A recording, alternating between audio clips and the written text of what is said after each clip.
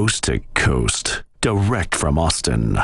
You're listening to the Alex Jones Broadcasting Network.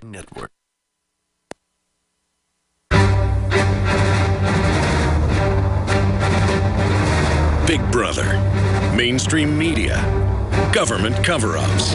You want answers? Well, so does he. He's Alex Jones on the GCN Radio Network. And now, live from Austin, Texas, Alex Jones.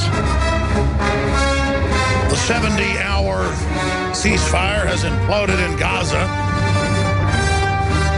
We're entering total twilight zone on the border situation. Detention center has hair salon, childcare, basketball courts, gym, soccer field for the illegals as a magnet to draw them up here. The suites have flat-screen televisions. It says the immigrants are unfamiliar with bathroom facilities, and it's causing problems. And this is something that I almost did a report on a year ago. It's now being reported on by ABC News, CBS News, the Washington Times. Richard Reeves pointed out that the big truck stops now. I'm going to send a camera crew over today to do this. I wanted to do this a while ago, but now it's in the news. People will believe me. That the illegals who've grown up in cardboard boxes in Mexico City and other places, I'm not attacking them. I'm just saying this is the culture clash. Don't even have outhouses, basically. They go in the bathrooms and basically crap on the floor, or they just leave the toilet paper on the floor in a corner. And anybody who lives on the border knows this, or even near it. You go in bathrooms now, even at restaurants or whatever, and there's a pile of crap-stained toilet paper in the corner. I mean, that's just how crazy all of this is getting. And just in the name of taste, it was late last year, about 8-9 months ago. We were on a road trip in the bus, and Richard was driving it. And we kept noticing at truck stops it was really bad.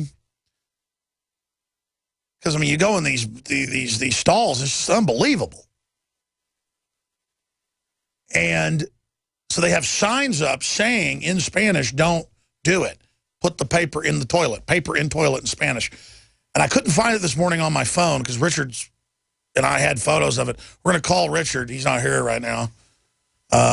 He's up in Dallas. And I'm gonna get the name of the truck stop that's the closest, and we're going to send a film crew in there and show it.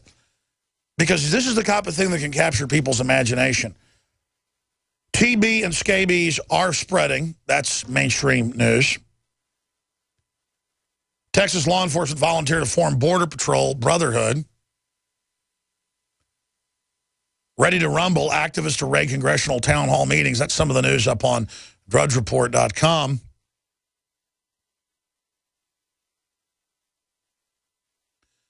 Hamas detonates bomb, kidnaps IDF soldier 90 minutes into ceasefire.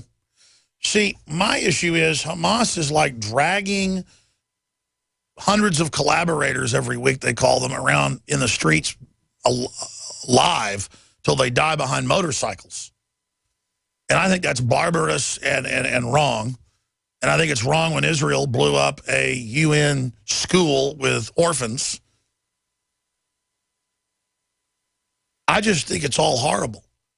But with the political correct crowd, they just lionize Hamas and then just ignore every atrocity they commit. And I'm not doing that. I'm going to be fair. That's what I do, and I'm going to cover the atrocities on both sides. And people in talk radio, you know, people like one way or the other. And I am one way or the other on a lot of issues like the Second Amendment, national security, with the border, the Federal Reserve needing to be abolished, family rights, private property. But when you got tribal warfare going on both sides committing atrocities, it's like Joe Biggs did a report when he was a staff sergeant, you know, finding a big bomb-making facility with plans to kill people in the U.S. He found this. This was real. It's never been in the news. He had the photos and video of it. Soldiers, you know, shoot video of that. We put a report out showing how they were real terrorists planning to attack the U.S., and people in the comments were like, why are you pushing the narrative of 9/11 being real and of there being terrorists, and, you know, the Afghans are perfect and, you know, you're a traitor?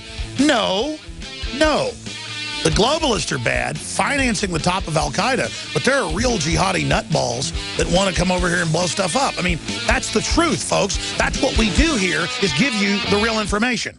Globalist combines worldwide that are completely amoral and only want power and control.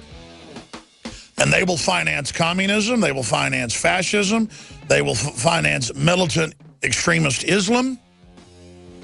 They will finance anything that destabilizes nation states so that the globalists can basically then come in as the moderate saviors and recommend a course of action that centralizes the government under their control in the name of meeting an outside threat.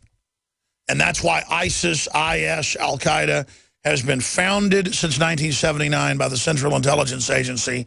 They took control of networks controlled by British intelligence from 1900 on. Hitler took control of them during World War II for a short period of time until he was kicked out of North Africa and the Middle East in 1943 by people like my grandfather, my dad's dad. I mean, this is mainline history.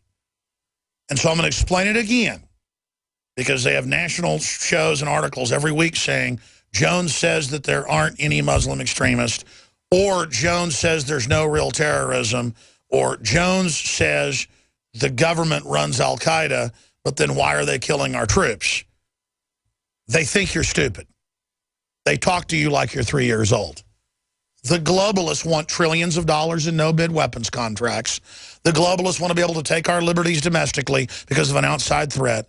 They want to be able to overthrow stable nation states like Libya, like Syria, and like Iraq that was becoming stable, to destabilize the area, and that's the stated Pentagon plan. Even Wesley Clark, the former head of NATO, went public about being at the Pentagon and the plan to carry this out in 2002.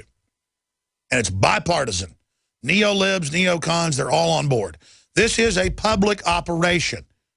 They know that the general public is so dumbed down and so unaware of even the three branches of government and geopolitical regions and basic facts that they can write books and white papers at the Council on Foreign Relations saying we run Al-Qaeda and how great Al-Qaeda is and, quote, how we need Al-Qaeda, speaking of the elite, while getting on the news claiming that Iran is behind Al-Qaeda when it's the opposite group.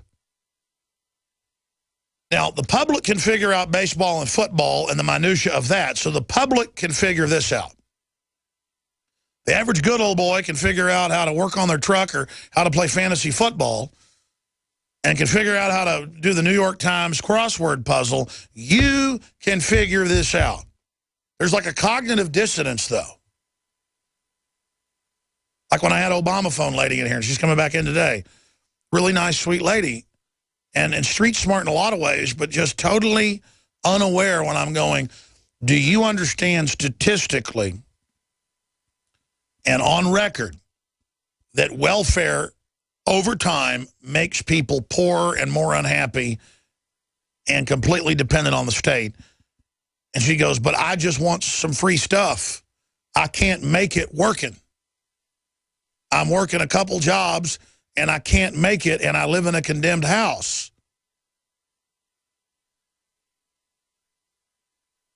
A lot of yuppies, a lot of people enjoy looking down on folks that are uninformed and poor. I don't, because I know it reflects back on me, and it'll end up coming back on me and my family. Now, that's a scientific fact that what comes around goes around. It's proven in quantum mechanics. It's proven in common sense. But I don't need to make the intellectual decision that I want to build her up for my betterment. At a base spiritual level, I empathize and want to lift up society and want to see justice. That's called being normal, being from a good family, being a loving person, having your head screwed on straight. But the New World Order is all about people not having their heads screwed on straight. That's what it comes down to.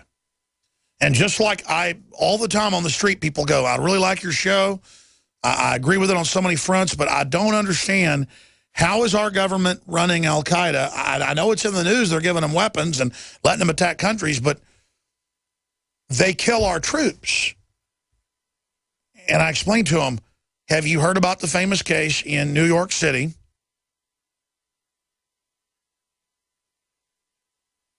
where a guy put up in the 70s for over a decade billboards saying he had the lowest price on windshield repair or windshield replacement, and he was going around with his employees at night for over a decade before he got caught with a ball-peen hammer breaking windshields every night right below his billboards. And the public didn't catch on to it, and the police didn't catch on to it for 10 years. Strangely enough, they have a composite of that in the movie American Hustle that came out this year with Christian Bale, and they talk about that famous case in it. And they say, which is, American Hustle is a true story, that the hustler's the guy that grew up doing that. I didn't know.